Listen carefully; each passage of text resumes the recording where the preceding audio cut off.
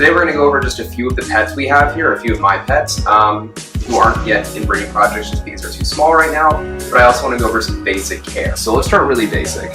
So this is pretty much standard for what you're going to see with the ball python, California king snake. This is Reptichip. I've got some extra here actually, so this way you guys can see what I use. This block will probably fill up that entire rack system at least 1.5 times. So it'll probably fill 30 of those tubs once it actually gets hydrated and expands. This is only like $23 on Amazon, and the snakes do really, really well. A lot of breeders and enthusiasts will also agree that this is sort of their favorite. So Reptichip, it holds humidity really well. It does get some mold growth on it after a while, so you need to be careful with that. But I highly recommend Reptichip for a bedding.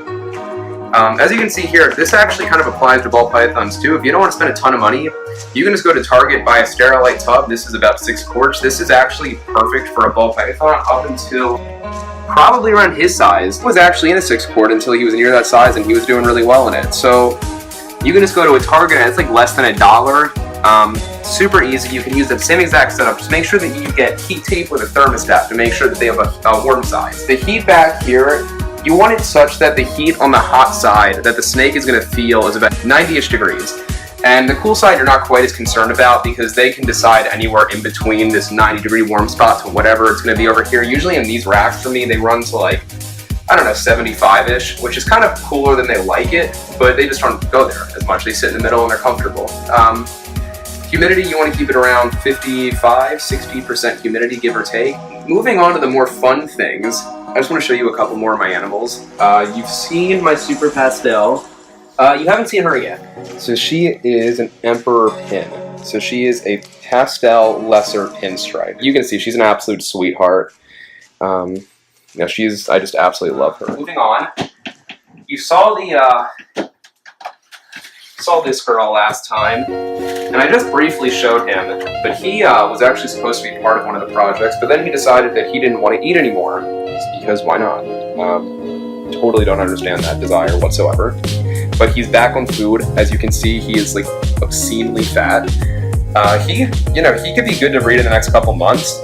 So if one of the projects, I'll go into this project soon, but my pie project, one of my females really might not be entirely ready until he's actually good to go.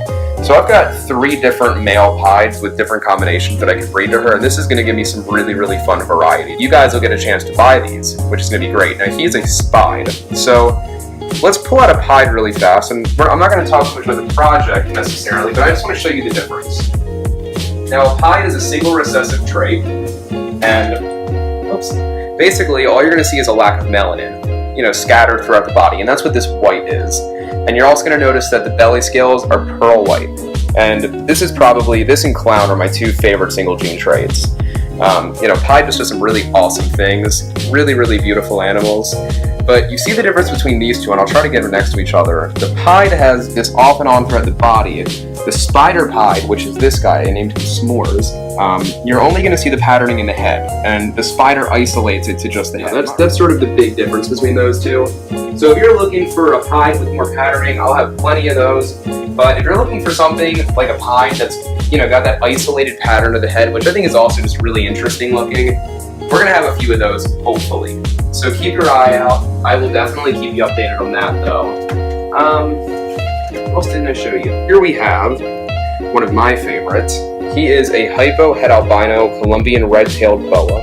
So he's not a ball python. The boa constrictors are from South America. He's easily my most mellow snake, and he's super friendly. He loves climbing and exploring. There we go, yeah.